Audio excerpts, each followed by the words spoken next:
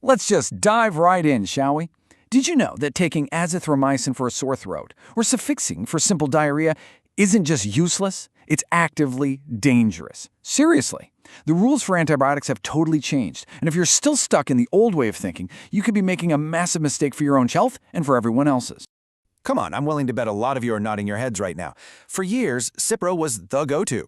It was easy, it was a broad-spectrum antibiotic, and hey, it seemed to work, right? But what if I told you that exact prescription is now considered a huge medical error? That's right. If a doctor prescribes a powerhouse drug like Cipro for a simple UTI today, they're not just putting you at risk for some really severe side effects like, say, a tendon rupture. They're also pouring gasoline on the global fire of antibiotic resistance. So today we're going to break down exactly which drugs still work, which ones you should probably avoid, and why those old big guns are failing us. So first things first, why this massive change all of a sudden? Well, it really all comes down to one critical idea: collateral damage. For what felt like forever, broad-spectrum antibiotics like ciprofloxacin were just handed out like candy. And here's exactly why that had to stop. You know, when we say collateral damage here, we're not just talking about an upset stomach. No. It's about the massive, unintended destruction these powerful drugs cause throughout your body. They don't just kill the one bad bacteria causing your problem. They act like a bomb, wiping out all the good bacteria in your gut, which, by the way, creates the perfect breeding ground for drug-resistant superbugs. It damages the future of medicine for all of us. And the real-world consequences? They are terrifying. We're not talking about minor risks here. We're talking about your Achilles tendon literally rupturing while you're walking up the stairs, or a life-threatening tear in your aorta. And beyond that, these drugs can actually mask the symptoms of tuberculosis, delaying a crucial diagnosis. On a global scale, this overuse has created massive resistance. Think about places like South Asia, where these drugs are now failing against things like typhoid fever. Okay, so if the old way is out, what's in? Let's meet the new winners. This is what smart, effective, and responsible antibiotic use looks like today. Honestly, this slide says it all. For a simple UTI, the old way was like using a sledgehammer to hang a picture. Cipro just carpet-bombed your entire system, causing all that collateral damage we just talked about. But the new way, Nitrofurantoin, that's like a sniper. It's incredibly targeted. It goes right to the bladder where the infection is, does its job, and most importantly, it spares the good bacteria in your gut and has a tiny impact on creating future superbugs. So let's be crystal clear. For a standard run-of-the-mill bladder infection in women, the first-line choice is Nitrofurantoin.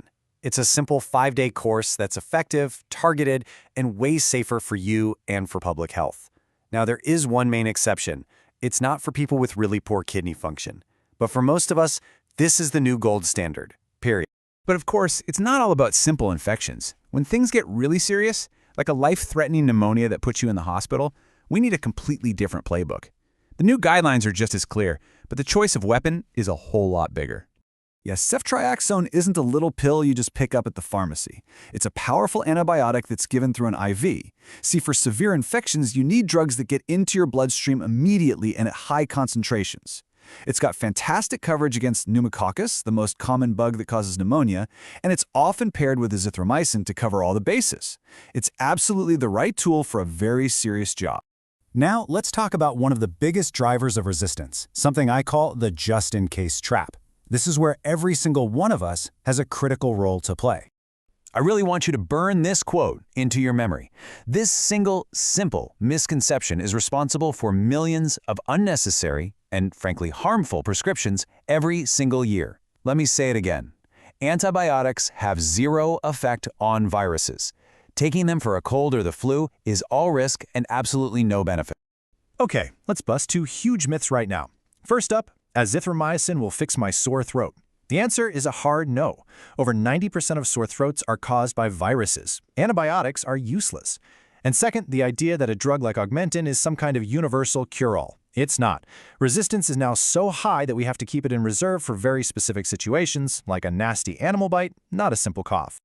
Okay, this next section is incredibly important, so please listen up.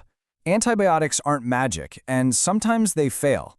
Knowing these red flags is absolutely crucial for your safety. Remember this number, 48 to 72 hours. This is your critical window. And here's why that window matters so much. If you've been taking an antibiotic for 2 to 3 days and you aren't feeling any better, or worse, you're feeling sicker, that is a massive red flag. It could mean the bacteria is resistant, Or maybe the diagnosis was wrong to begin with. You don't just wait it out. You need to call your doctor immediately. And then there are the absolute emergencies. Things like a stiff neck could signal meningitis. Any kind of tendon pain while you're taking a drug like Cipro means you stop taking the drug right then and there. And signs of sepsis, like confusion or a sudden drop in blood pressure, that means you go to an emergency room. These situations require the heavy-duty, hospital-only antibiotics. These are not things you wait on, ever. So, to wrap all of this up, let's just pull back and look at the big picture. Why does all of this matter so much? Because we are literally fighting to protect our last line of defense. I want you to think of it this way. We have a finite supply of antibiotics that actually work. And every single time a powerful one is used for a simple cold, or one of our last resort reserve agents like meropenem is used when it shouldn't be, it's like we're dumping pollution into our last source of clean water.